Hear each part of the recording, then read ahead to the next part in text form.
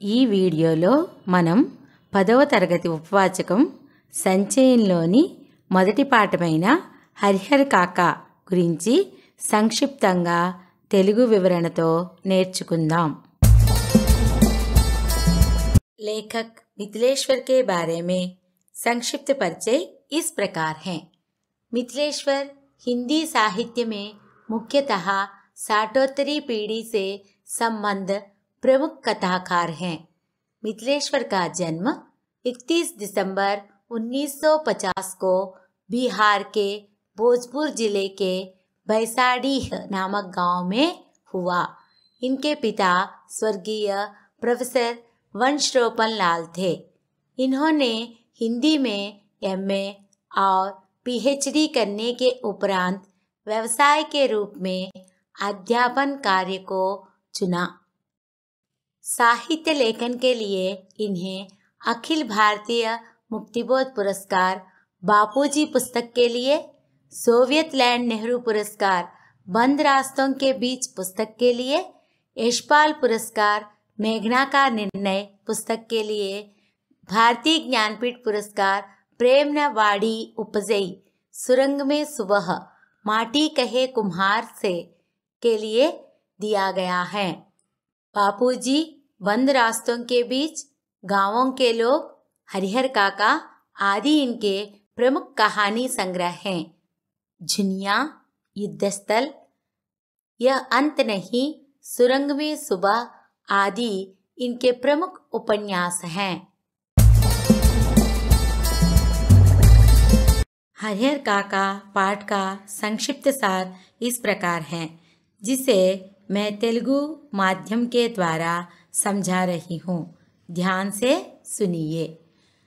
मिथिलेश्वर की कहानी हरिहर काका एक वृद्ध व्यक्ति की कहानी है। మిథిలేశ్వరుని యొక్క కథ हरिहर काका ఒక వృద్ధుని కథ। हरिहर काका के सगे संबंधी स्वार्थी हैं और अपने स्वार्थ में लगे हुए हैं। हरिहर काका బంధువులు స్వార్థపరులు మరియు వారి సొంత ప్రయోజనాల్లో నిమగ్నమై ఉన్నారు। हरिहर काका ने अपना जीवन सादगी से बिताया। हरिहर काका తన జీవితాన్ని సాధారణంగా గడిపాడు। लेकिन अब अपने जीवन के अंतिम पड़ाव पर वे बेबसी और लाचारी का शिकार हो गए हैं। కానీ ఇప్పుడు తన జీవితంలో చివరి దశలో అతను నిస్సహాయతకు బలయ్యాడు। लेखक का हरिहर काका से परिचय बचपन से है। రచయితకు हरिहर काका చిన్నప్పటి నుండి తెలుసు। हरिहर काका उनके पड़ोसी थे और उन्हें अपने बच्चों की तरह प्यार करते थे। हरिहर काका అతని పొరుగువాడు మరియు అతన్ని తన సొంత బిడ్డలా ప్రేమించాడు। वे लेखक से अपनी कोई भी बात नहीं छिपाते थे। అతను తన అభిప్రాయాలను రచయిత నుండి దాచలేదు।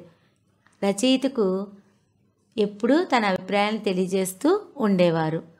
लेकिन हाल की घटनाओं के कारण हरिहर काका ने अब चुप्पी साध ली है। కానీ ఇటీవల ఘటనల వలన हरिहर काका మౌనంగా ఉండిపోయారు। लेखक के अनुसार हरिहर काका के पिछले जीवन को जानना जरूरी है। రచయిత ప్రకారం हरिहर काका గత జీవితాన్ని తెలుసుకోవడం ముఖ్యం। उनका गांव कस्बाई शहर आरा से 40 किलोमीटर दूर है। हसन बाजार बस स्टैंड के पास।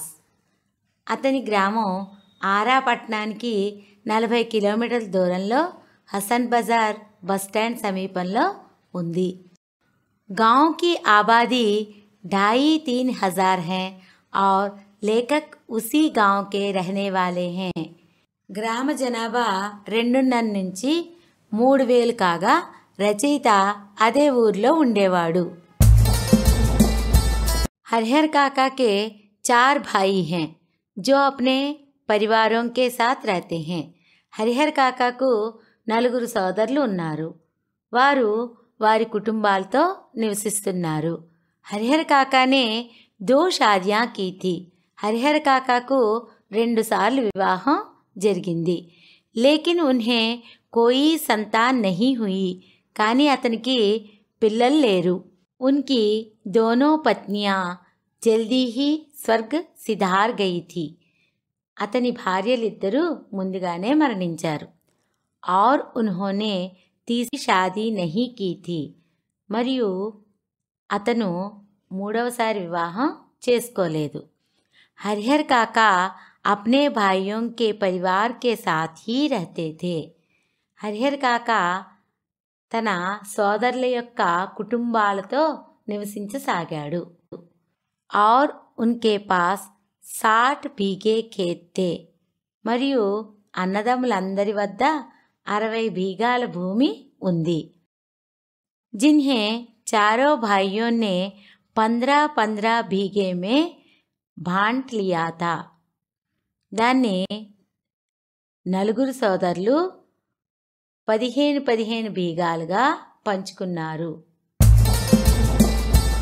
शुरुआत में भाइयों की पत्नियां हरिहर काका की अच्छी देखभाल करती थी. మొదట్లో అన్నదమ్ముల భార్యలు హరిహర్ కాకాను బాగా చూసుకునేవారు. लेकिन बाद में उनकी देखभाल में लापरवाही बरतने की. కానీ తరువాత వారు అతన్ని చూసుకోవడంలో చాలా నిర్లక్ష్యం చేయడం ప్రారంభించారు. एक दिन उनके भतीजे के मित्र के लिए स्वादिष्ट व्यंजन बनाए गए, लेकिन उन्हें वही बचा कुचा हो गया, जिससे हरिहर काका को बहुत गुस्सा आ गया. ఒకరోజు తన మేనల్లుడి స్నేహితుడికి రుచికరమైన వంటకాలు చేశారు. కానీ హరిహర్ కాకాకు మిగిలిపోయిన ఆహారాన్నే వడ్డించారు. దానివలన హరిహర్ కాకాకు చాలా కోపం వచ్చింది. गुस्से में उन्होंने थाली फेंक दी और घर छोड़कर ఠాకుర్బారి యాని మందిర్ చలే గయే. కోపంతో అతను ప్లేట్ విసిరివేసి ఇల్లు వదిలి ఠాకుర్బారి అనగా మందిరానికి వెళ్ళాడు. मंदिर के महंत ने हरिहर काका को समझाया कि वे अपनी जमीन मंदिर के नाम कर दे, ताकि उनकी देखभाल हो सके और उन्हें వైకుంఠ్ की ప్రాప్తి हो. ఆలయ మహంత్ హరిహర కాకాకు తన భూమిని దేవాలయం పేరు మీద ఇవ్వాలని, తద్వారా అతడిని చూసుకుంటానని మరియు అతను వైకుంఠాన్ని పొందవచ్చునని వివరించాడు. हरिहर काका के भाइयों को जब यह बात पता चली तो वे उन्हें मनाने के लिए ఠాకుర్బారి गए. ఈ విషయం తెలుసుకున్న హరిహర్ కాకా సోదరులు అతడిని ఒప్పించడానికి ఠాకుర్బారి వద్దకు వెళ్ళారు. లేకిన్ హరిహర్ కాకా వాపస్ నహీ ఆయే. కానీ హరిహర్ కాకా తిరిగి రాలేదు. बाद में जब भाइयों ने उनसे माफ़ी मांगी तो वे घर लौट आए. తర్వాత సోదరులు అతనికి క్షమా చెప్పినప్పుడు అతను ఇంటికి తిరిగి వచ్చాడు. और उनकी बहुत सेवा होने लगी. అతన్ని బాగా చూసుకోవడం ప్రారంభించారు. लेकिन भाइयों की असली मंशा उनकी ज़मीन पर कब्जा करना था. అయితే సోదరుల అసలు ఉద్దేశం తన భూమిని స్వాధీనం చేసుకోవడమే. महंत भी लगातार हरिहर काका को जमीन मंदिर के नाम करने के लिए उकसाते रहते थे. महंत కూడా ఆ భూమిని ఆలయానికి బదలాయించమని హరిహర్ కాకాను ప్రోత్సహిస్తూనే ఉన్నాడు. एक दिन महंत ने अपने आदमियों से हरिहर काका का अपहरण करवा लिया. ఒకరోజు మహంత్ తన మనుషుల ద్వారా హరిహర్ కాకాని బలవంతంగా ఎత్తుకుపోయాడు, అంటే కిడ్నాప్ చేశాడు. और उनसे जबरदस्ती जमीन के कागजों पर अंगूठे के निशान ले लिए। అతని బొటనవేలి ముద్రలను భూమికి సంబంధించిన కాగితాలపై బలవంతంగా తీసుకున్నాడు। पुलिस ने हरिहर काका को छुड़ाया और उनके भाइयों को भी चेतावनी दी। పోలీసులు హరిహర్ కాకాను రక్షించి అతని సోదరులను కూడా హెచ్చరించారు। हरिहर काका ने अब अपनी सुरक्षा के लिए पुलिस और एक नौकर की व्यवस्था कर ली। हरिहर काका ఇప్పుడు తన భద్రత కోసం పోలీసులను మరియు సేవకుడిని ఏర్పాటు చేసుకున్నాడు। एक नेताजी ने सुझाव दिया कि वे अपनी ज़मीन पर एक स्कूल खोल दे, लेकिन हरिहर काका ने इनकार कर दिया। తన భూమిలో పాఠశాల తెరవాలని నేతాజీ సూచించారు, కానీ హరిహర్ కాకా నిరాకరించారు। गांव में अफवाहें फैलने लगी कि हरिहर काका की मृत्यु के बाद महंत उनकी जमीन पर कब्जा कर लेगा। हरिहर काका మరణం తర్వాత మహంత్ అతని భూమిని స్వాధీనం చేసుకుంటాడని గ్రామంలో పుకార్లు వ్యాపించాయి। हरिहर काका अब बहुत ही उदास रहते हैं और आसमान की ओर देखते रहते हैं। హరిహర్ కాకా ఇప్పుడు చాలా విచారంగా ఉండి ఆకాశం వైపు చూస్తున్నాడు।